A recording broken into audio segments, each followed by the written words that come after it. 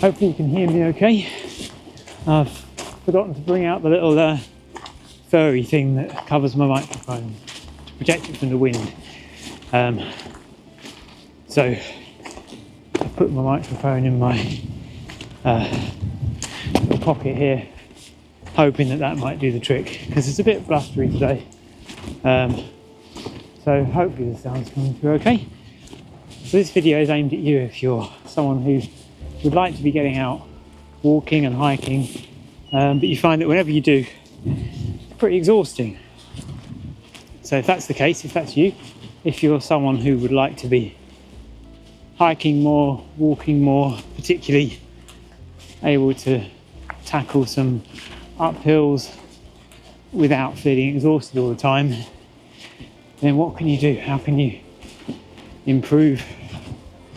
Well, as with anything, the more you do it, the more used to it you become.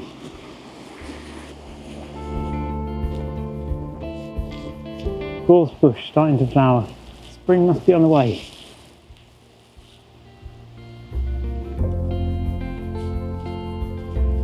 First time you do something, or the first time you get back into something after a long break, it's always going to be tough.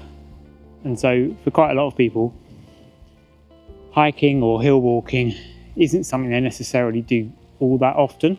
It's maybe a few times a year when they're on holiday, or start of the year like now, they might decide they want to be getting more fit, more healthy. But because it's something the body's not used to doing, they quickly kind of fall at the first hurdle, because you go out and you think, yeah, I'm going to do this, it'd be great. But then you just find that you get completely exhausted. You ache terribly for the next 2 or 3 days, and you think, oh no, I can't do this, and you stop. And that's the same whether it's hiking, running, cycling, swimming, any kind of physical activity.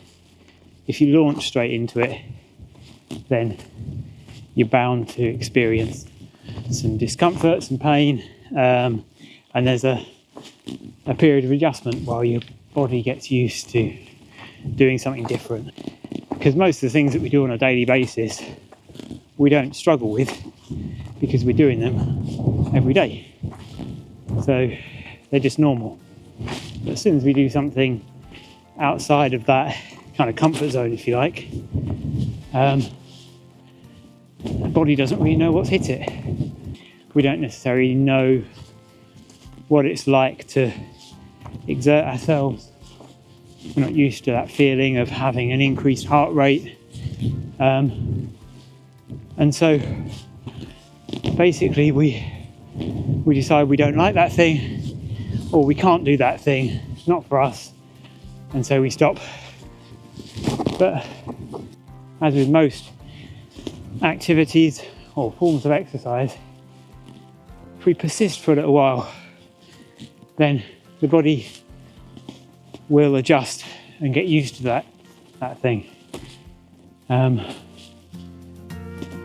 Obviously there can be underlying health issues that can mean that it's not sensible for you to do certain activities, or you might have certain chronic injuries that you've got to take into account. So, you know, we're all different, but basically for a lot of us, the reason we find things so difficult initially, or not even initially, but for some time after getting into it, is basically because it does take the body, and I guess the mind to a certain extent, a fair while to adjust to these things. So don't necessarily expect to go out hiking a few times and then suddenly be fit as a fiddle and not experience breathlessness or pain or discomfort or anything like that. The body does take time to adjust. But the key, I would say, is getting out on a regular basis, getting into the habit of it, getting to enjoy it. Just keep at it. As you can see, we have had a fair bit of rain recently. They don't call it the Lake District for nothing. So start with what you can manage. Don't start with what you can't manage. Start with what you can achieve and work from there. One thing that can be effective in encouraging you to stick with it is setting yourself a task or a project. So it might be that you want to tick off all the Wainwrights or the Munros, or maybe one of the national trails or something in stages.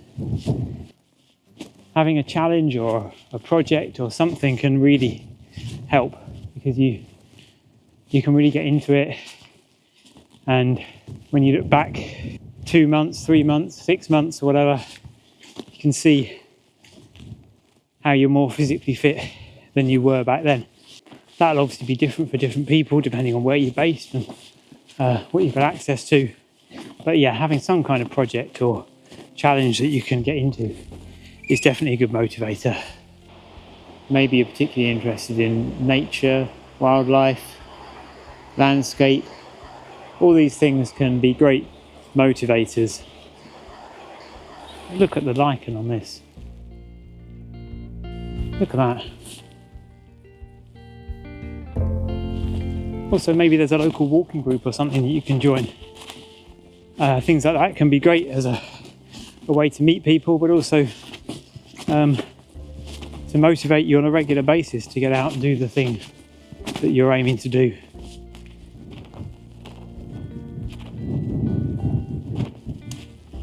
As I said before, don't expect really quick results. It can take several months of doing something on a regular basis to become completely used to it. And it certainly does benefit the body and the mind, being able to get out into places like this and explore and enjoy your surroundings. Not every day has to be picture perfect. The weather today is not amazing. It's all right. It's dry. That's something. It's not too windy. It's not too cold. So this is the top of Waller Crag. See across to Blencathra there, beyond the trees. There's Skiddaw, Keswick down in the valley. Bassenthwaite Lake off to the distance, and Derwent Water closer. There's the rocky top of Waller Crag. A bit more Derwent Water there, across to Catbells, and then down into Borrowdale. See Castle Crag.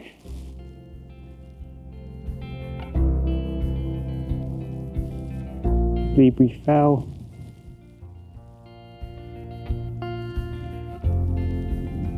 Across to the Helvellyn Range. Great Dodd.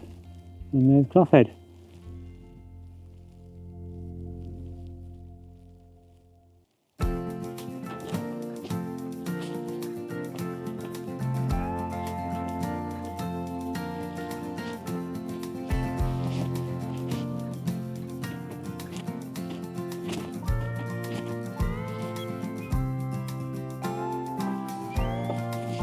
You don't need to be doing amazingly strenuous walks, just spending a good amount of time on your feet, a good amount of time walking will just get you used to it.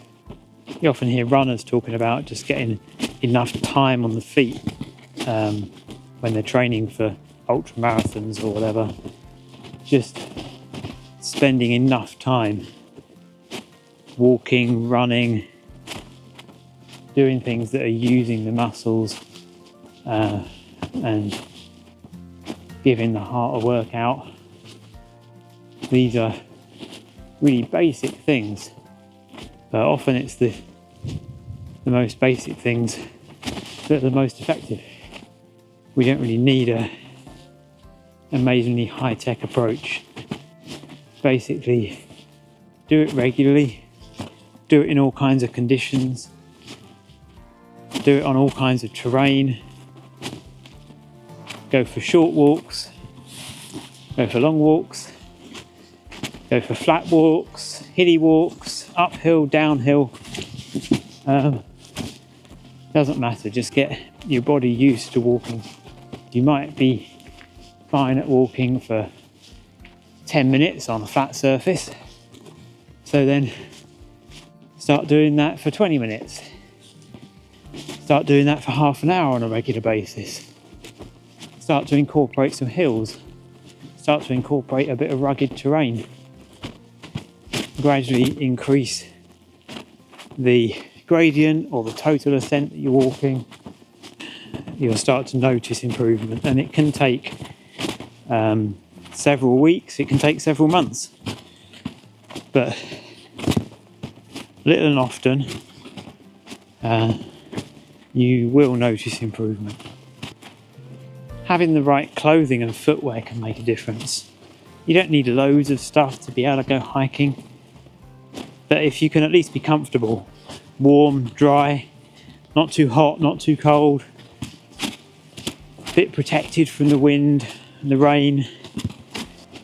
When it comes to clothing, usually layers work best, having several thin layers rather than bulky jumpers and sweatshirts that just end up weighing you down and tend to get really damp very quickly and take ages to dry out. But ultimately, you can have all the best kit, you can have all the best equipment, but if you don't get out regularly and get your body used to doing these kind of things, then it's always going to be a struggle. And also expect to feel a bit exhausted, a bit fatigued after doing strenuous activity, because it does take a little while to recover. It's not the case that you can just go for a 8, 10, 12 mile hike or whatever and just feel completely fine after it. Don't be surprised that the body needs a little bit of time to recover, because there are so many benefits to being out in nature. Obviously the physical benefits, it's no secret that there's a lot of mental health benefits to be gained from spending time outdoors, being in amongst more of a natural environment.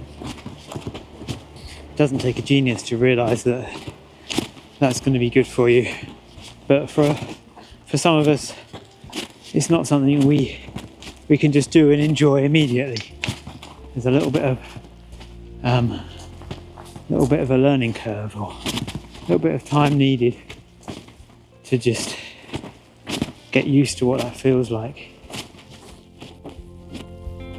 So my top tip for getting better at walking and hiking, surprise, surprise, get out walking and hiking. Do it regularly, do it in places you love, enjoy it. So yeah, I hope this has been helpful in some way. None of this is new, none of this is amazingly technical. It's just simple, basic advice to help you if you're hoping to get that a little bit fitter, hoping to be able to enjoy the outdoors more without finding it so exhausting, without needing to recover for quite so long. Hopefully some of the little pointers in this video have been helpful to you. But if you've got any questions or thoughts or feedback, then do let me know in the comments down below. And if you've had experiences yourself of how walking or hiking or running or whatever has improved your fitness, whether that's physical well-being, mental well-being, or both, then do let me know, because it's always great to hear people's stories. Thanks so much for watching, and I will see you again.